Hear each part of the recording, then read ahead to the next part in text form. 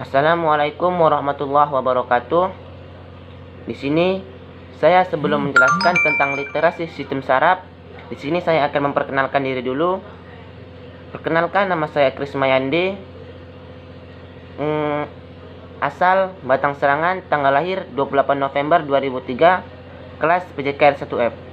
Yang mana di sini saya akan menjelaskan tentang literasi sistem saraf.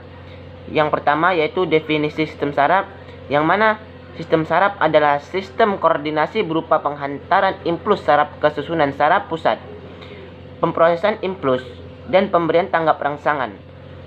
Sistem atau susunan saraf merupakan salah satu bagian terkecil dari organ tubuh, tetapi mereka bagian yang paling kompleks.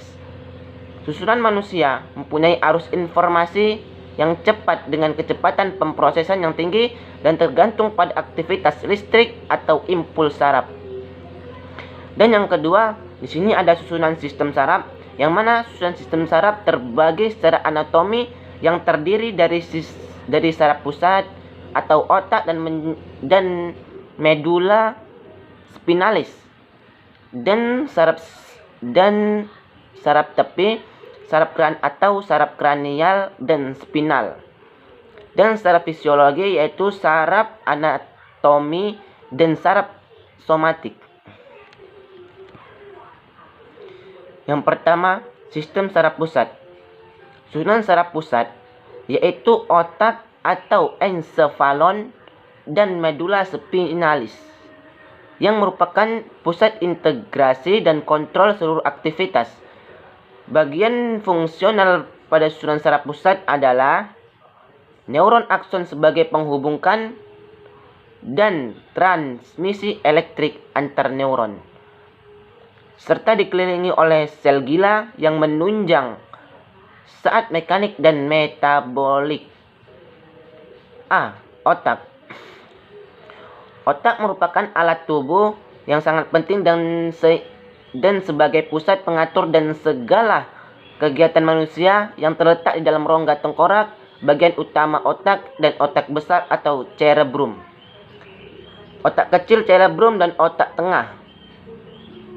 Otak besar merupakan pusat pengendalian kegiatan tubuh yang didasari otak besar dibagian menjadi dua belahan, yaitu belahan kanan dan belahan kiri. Tiap belahan tersebut terbagi menjadi 4 lobus, yaitu frontal, parietal, occipital, dan temporal.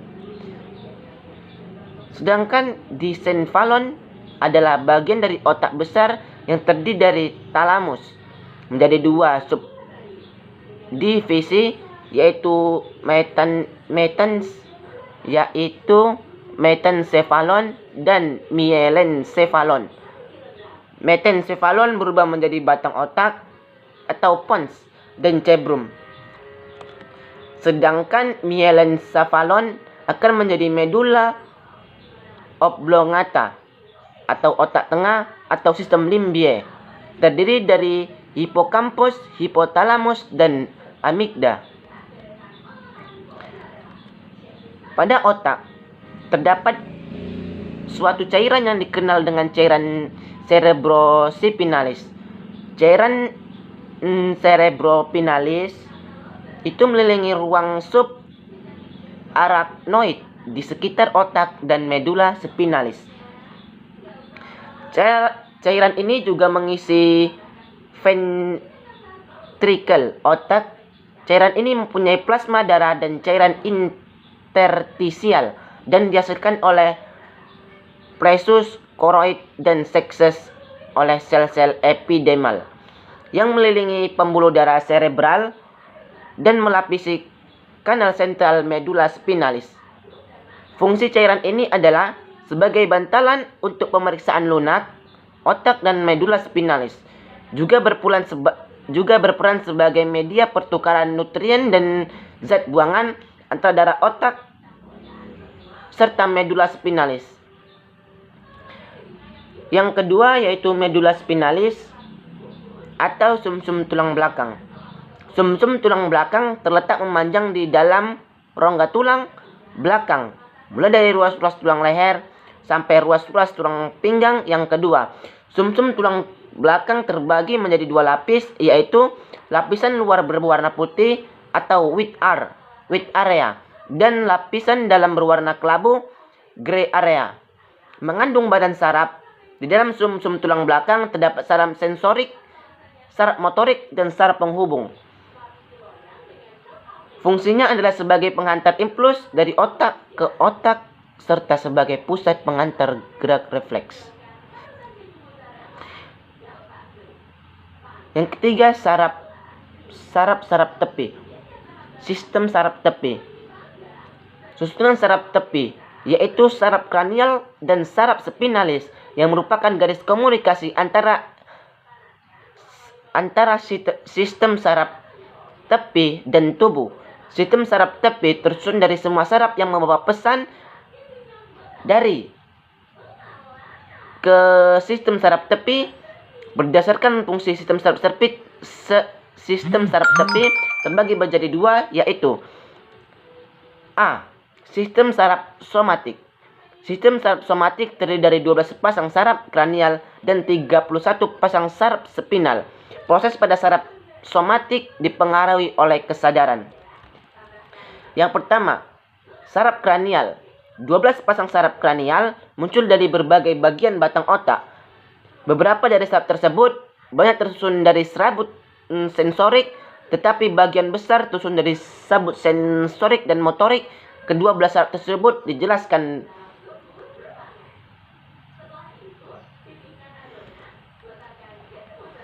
Yang kedua, saraf spinal. Ada 31 pasang saraf spinal berawal dari korda melalui cardix dorsal atau posterior dan ventral anterior. Saraf spinal adalah saraf gabungan motorik dan sensorik, membawa informasi ke korda melalui neuron aferen dan meninggalkan melalui aferen. Saraf spinal diberi nama dan angka sesuai dengan regium columna vertebra, tempat munculnya saraf tersebut. B. Sistem saraf otonom. Sistem saraf otonom mengatur jaringan dan organ yang tidak didasari jaringan organ tubuh yang diatur oleh sistem saraf otonom. Ada pembuluh darah dan jantung. Sistem ini terdiri atas sistem saraf simpatik dan sistem saraf empatik dan sistem saraf parasimpatik. Fungsi dari kedua sistem saraf ini adalah saling berbalikan.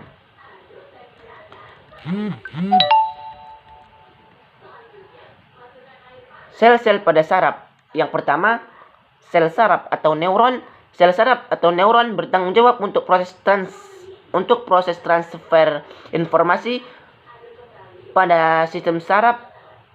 Sel saraf berfungsi untuk menghantarkan impuls. Setiap satu neuron terdiri dari bagian utama, yaitu badan sel atau soma, dendrit, dan akson. Badan sel atau soma memiliki satu berupa tonjolan. Soma berfungsi untuk mengendalikan metabolisme keseluruhan dari neuron. Badan sel soma mengandung organel yang bertanggung jawab untuk memproduksi energi dan biosintesis molekul organik seperti enzim-enzim. Pada badan sel terdapat nukleus.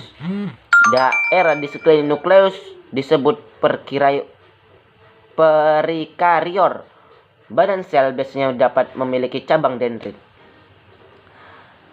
Dendrit adalah serabut sel saraf pendek dan bercabang-cabang serta merupakan perluasan dari badan sel. Dendrit berfungsi untuk menerima dan menghantarkan rangsangan ke badan sel. Khas dendrit adalah sangat bercabang dan masing-masing cabang membawa proses yang disebut dendritic spines. Akson. Akson adalah tonjolan tunggal dan panjang yang mengantarkan informasi keluar dari badan sel. Di dalam akson terdapat benang-benang halus disebut neurofibril dan dibungkus oleh beberapa lapis selaput mielin yang banyak mengandung zat lemak dan berfungsi untuk mempercepat jalannya rangsangan. Selaput jaringan yang dapat menjadikan makanan dan membantu pembentukan neurit. Bagian neurit ada yang dibungkus oleh lapisan mielin yang disebut modus Renvier.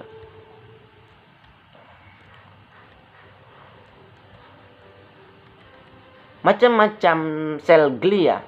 Ada 4 macam sel glia yang memiliki fungsi berbeda, yaitu yang pertama, astroid atau astroglia, berfungsi sebagai sel pemberi makanan bagi sel saraf.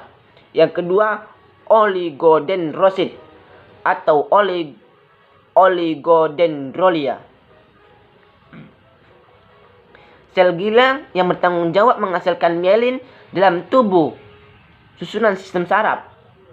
Sel ini mempunyai lapisan yang bersubstansi lemak mengelilingi penonjolan dan sepanjang sel saraf sehingga terbentuk sehubungan mielin. Yang ketiga, mikroglia, yang mana sel glia yang mempunyai sifat fagosit dalam menghilangkan sel-sel otak yang mati, bakteri dan lain-lain. Sel jenis ini ditemukan di seluruh sistem saraf pusat dan dianggap penting dalam proses melawan infeksi. Yang keempat, sel epidimal, yang mana sel glia yang berperan dalam produksi cairan sebropinal. Mungkin sekian penjelasan saya tentang penjelasan tentang sistem saraf. Sekian, wassalamualaikum warahmatullahi wabarakatuh.